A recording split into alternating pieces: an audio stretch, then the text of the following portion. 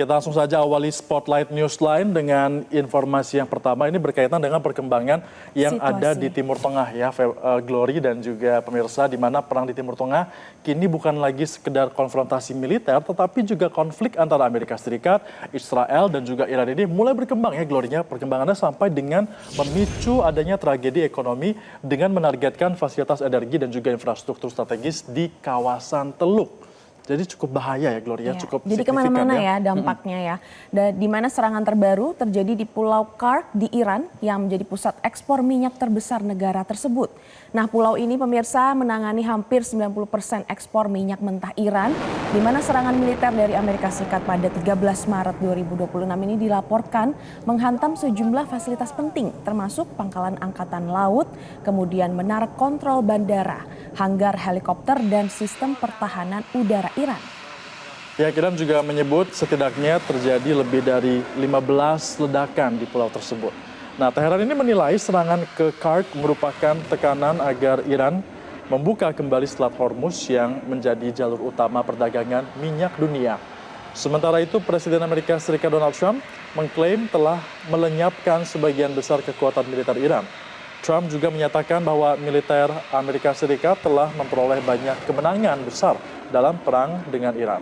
Amerika Serikat juga disebut berada dalam posisi dominasi yang belum pernah dilihat oleh siapapun sebelumnya.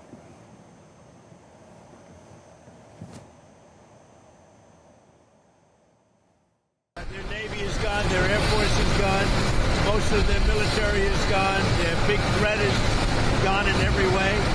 They have no radar, they have no anti-aircraft weapons, for the most part weapons, and for indefinitely they have no way of determining what they call visibility.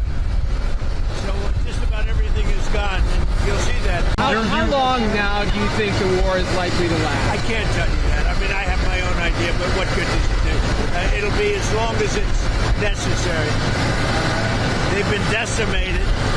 Their country's in bad shape. The whole thing is collapsing. If you read some of the fake news, it's like, oh, they're doing wonderfully. They're not doing wonderfully. They're doing the opposite. They're doing as bad as you can have. I would say this. I won't give you time. Dan pemirsa, markas besar pusat Al-Anbiya pada militer Iran memberikan pernyataan bahwa infrastruktur minyak dan energi milik perusahaan-perusahaan yang bekerja sama dengan Amerika Serikat akan dihancurkan jika fasilitas energi Iran kembali diserang.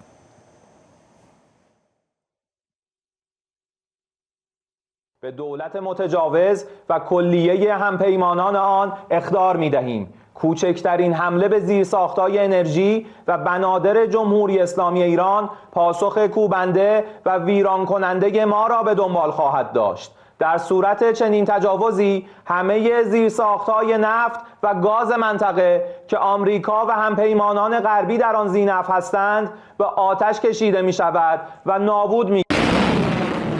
Selanjutnya pemirsa, Iran pun kemudian melancarkan serangan balasan ke sejumlah fasilitas energi di kawasan Teluk di Uni Emirat Arab. Serangan drone menargetkan pelabuhan Fujairah, salah satu terminal penyimpanan minyak strategis.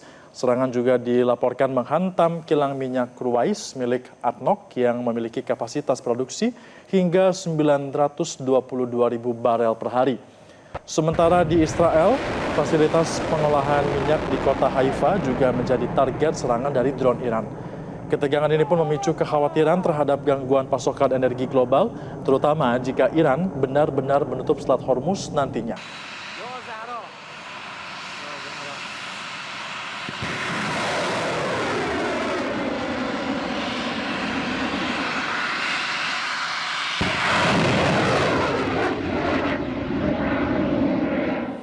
Dan pemirsa, kita lanjut ke spotlight kedua di akhir pekan yang juga menjadi sorotan adalah OTT KPK, Febrian. Betul. Di mana pejabat-pejabat tinggi daerah masih ada yang ketangkep diduga terlibat kasus korupsi yang disebut berkaitan dengan kebutuhan menjelang Lebaran. Ya ampun, padahal kan ini kan kita lagi di bulan suci Ramadan ya, Gloria, tapi tetap ya praktik korupsi ini tetap dilakukan. Nah, kalau kita lihat kasus pertama ini pemirsa terjadi di Kabupaten Rejang Lebong di Provinsi Bengkulu. Bupati Rejang Lebong, Muhammad Fikri Tobari ditetapkan sebagai tersangka dalam kasus dugaan penerimaan uang terkait dengan pengerjaan proyek di lingkungan pemerintah daerah. Dalam kasus ini pun Fikri diduga meminta fee ijon dari proyek yang akan dikerjakan. Besaran fee yang dipatok itu tersebut berkisar 10 hingga 15% dari nilai proyek. Uang yang diminta diduga untuk memenuhi kebutuhan menjelang perayaan Lebaran. KPK pun menyebut dalam kasus ini Fikri Tobari diduga telah menerima uang sekitar 980 juta rupiah melalui perantara. Uang tersebut diduga dibagi dengan Kepala Dinas PUPR PKP Kabupaten Terjang Lebong, Hari Eko Purnomo. Dan kasus serupa juga terjadi di Kabupaten Cilacap, Jawa Tengah, pemirsa, di mana Bupati Cilacap Syamsul Aulia Rahman turut terjerat operasi tangkap tangan KPK.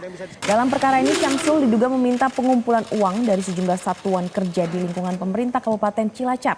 Kemudian uang tersebut disebut akan digunakan untuk keperluan pembagian tunjangan hari raya atau THR. Syamsul diduga memerintahkan bawahannya untuk meminta setoran dari berbagai dinas hingga rumah sakit umum daerah. Target pengumpulan dana tersebut mencapai lebih dari 500 juta rupiah. Masing-masing satuan kerja disebut ditargetkan menyetor antara 75 juta hingga 100 juta rupiah. Pengumpulan uang tersebut ditargetkan selesai sebelum libur Lebaran dimulai. Dalam prosesnya, penyidik menemukan uang yang berhasil dikumpulkan melalui perantara mencapai sekitar 610 juta rupiah. KPK sebelumnya juga telah mengeluarkan surat edaran untuk mengingatkan para penyelenggara negara agar menolak gratifikasi atau pemberian dalam bentuk apapun menjelang hari raya. Namun dalam 2 operasi tangkap tangan terbaru ini justru kepala daerah yang diduga menjadi aktor utama dalam praktik pengumpulan uang yang berdalih kebutuhan Lebaran. Jalanan Cilacap hancur di korupsi ya. Bapak, ini siapa Pak bagi-bagi Pak Sekda. Dan juga larangan terkait dengan penggunaan kendaraan dinas untuk kegiatan-kegiatan kepentingan pribadi seperti mudik ataupun kepentingan-kepentingan lainnya.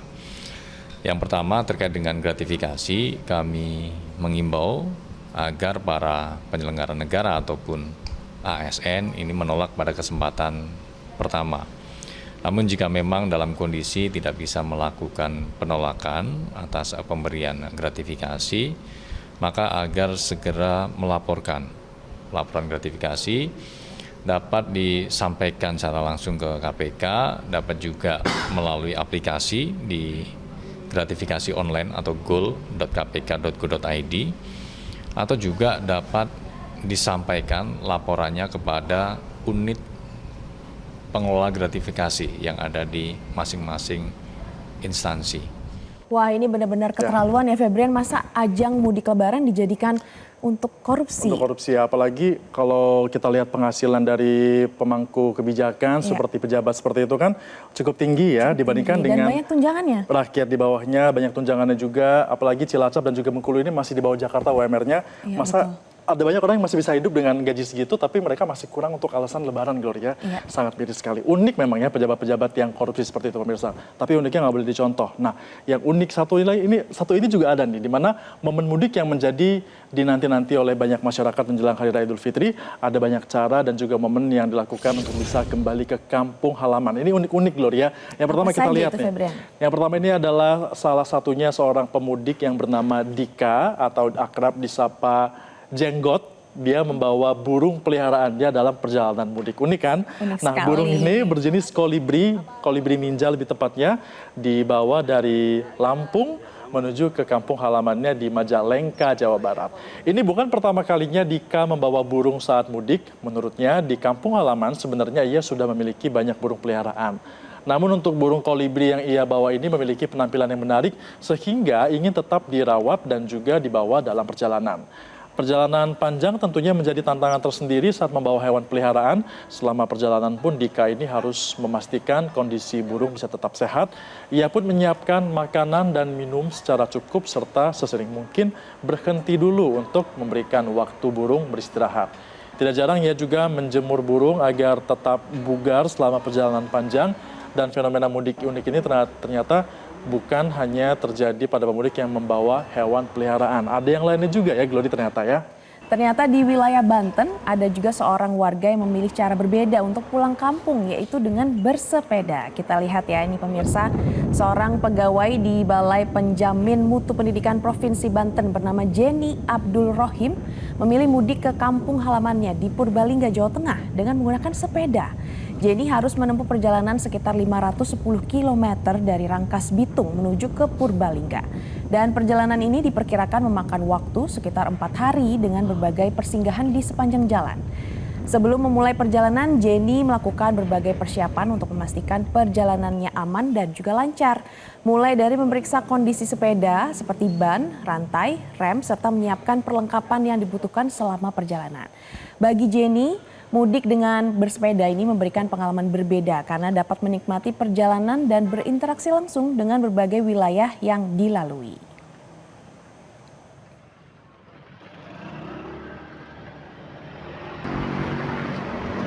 Jelajahi cara baru mendapatkan informasi. Download Metro TV Extend sekarang.